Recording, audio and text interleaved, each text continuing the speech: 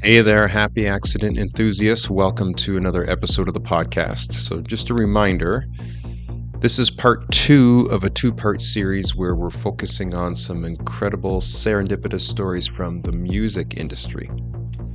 Now, if you thought the first part of our series, part one, was wild, go back and check it out if you haven't already. Just wait until you hear what I have in store for you today.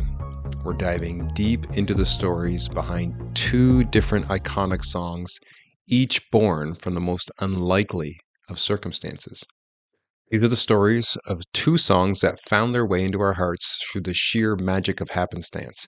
In this episode, we'll uncover the secrets behind these two songs, both of which top the charts and have stood the test of time. From the lyrics that were penned in a moment of pure inspiration to a guitar riff that emerged from spontaneous desperation. These stories will make you believe in the power of musical serendipity. So, what are the two songs and the stories behind them? Well, grab your headphones and get ready to find out. It's time to dive into the harmonious happenings of happy accidents. Without further ado, let's get to the heart of the matter. Our second episode starts now.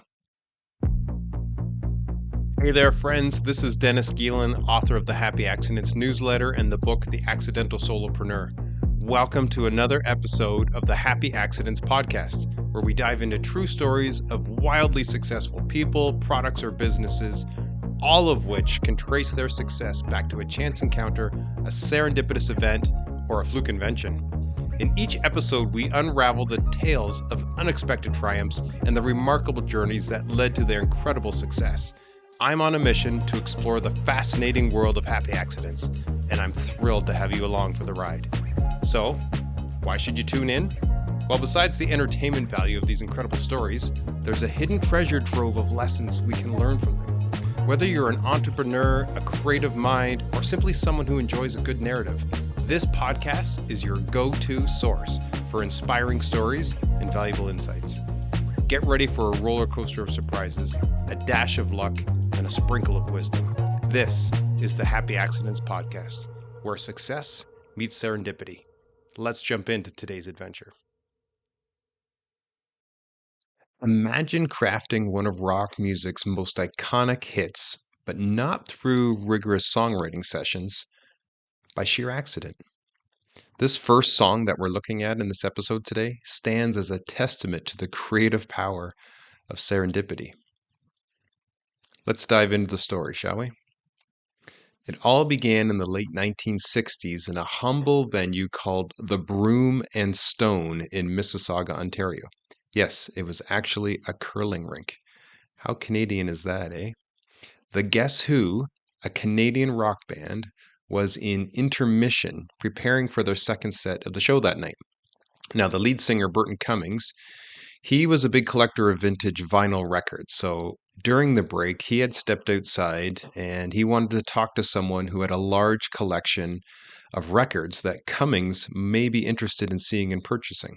He had some of his favorite records there. He wanted to meet this guy. He was an avid record collector, just had to meet this guy and see if he had some of the records he was missing in his collection.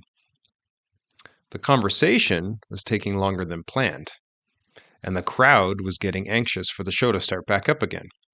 Now, the rest of the band, they were back on stage, and they just decided, okay, let's just fill this in with some spontaneous music until Cummings can make his way back in and we can start the second half of the show.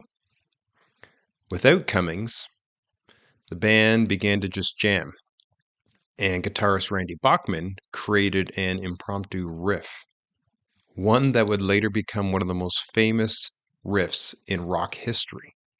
This unplanned creation happened as easily as the flip of a switch. Just as this accidental riff echoed through the venue, Cummings returned, hearing the band's unexpected symphony.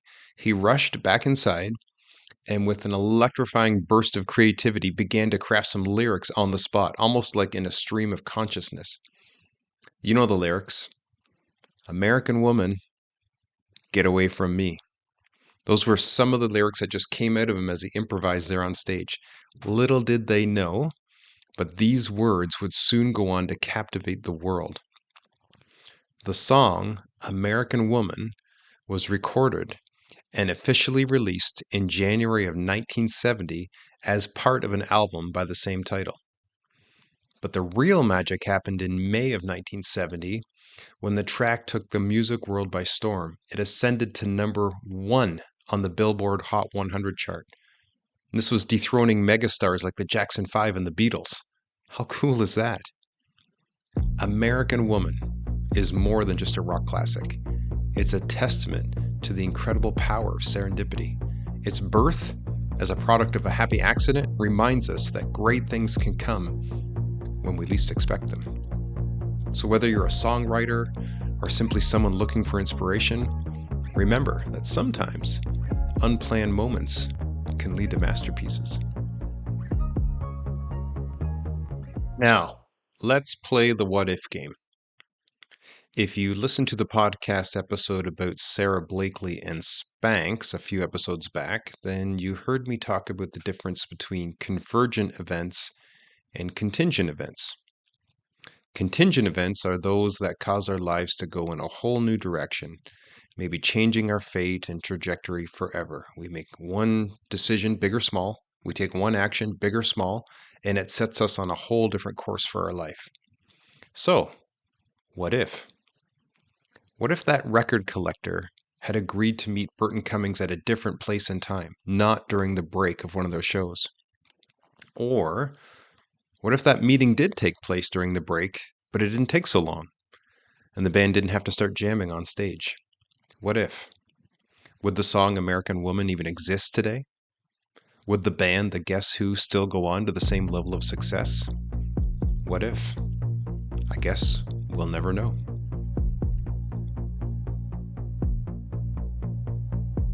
Our second story of this episode also takes place in the vibrant cultural landscape of the 1960s. The Beatles were at the forefront of a musical revolution, pushing boundaries and redefining the essence of popular music. With 7 studio albums already under their belts, the band had become a powerhouse in the industry, attracting millions of fans worldwide. But a funny scenario would lead to maybe their best album yet. It was during this time that Paul McCartney found himself dining with Beatles roadie Mal Evans, setting the stage for an unforgettable moment in music history. What happened next is hilarious. As the dinner conversation flowed, Mal Evans innocuously asked Paul McCartney to pass the salt and pepper. However, in a twist of fate, McCartney misheard the request as Sergeant Pepper rather than salt and pepper. This simple misunderstanding sparked McCartney's creative imagination, igniting the concept for what would become Sgt. Pepper's Lonely Hearts Club Band.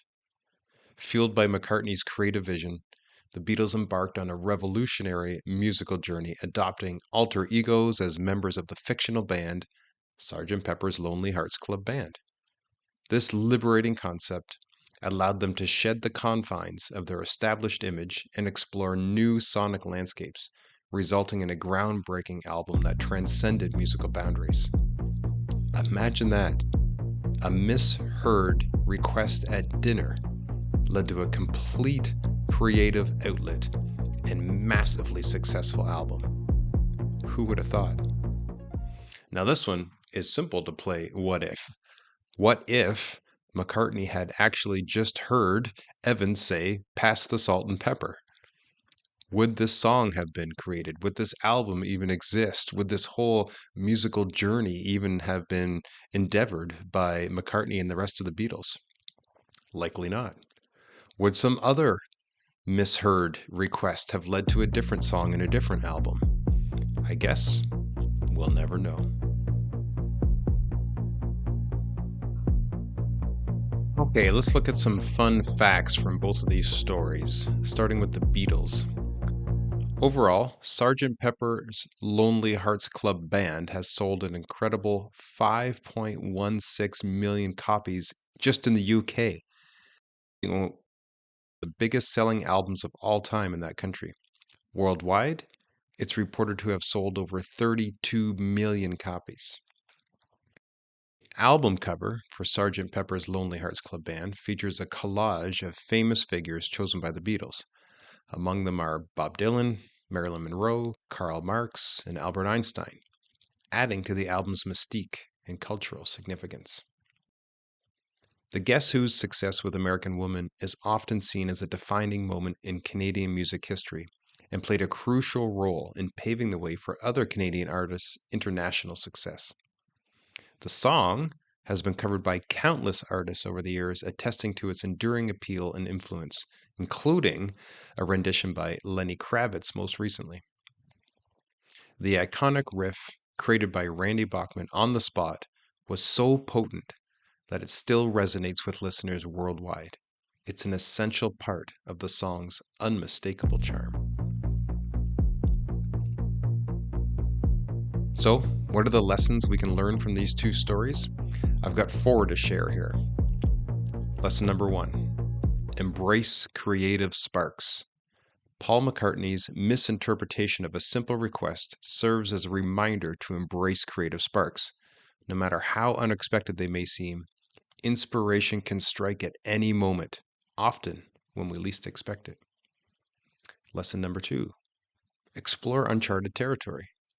The Beatles' willingness to embrace new concepts and experiment with their musical identity teaches us the importance of exploring uncharted territory and pushing the boundaries of creativity.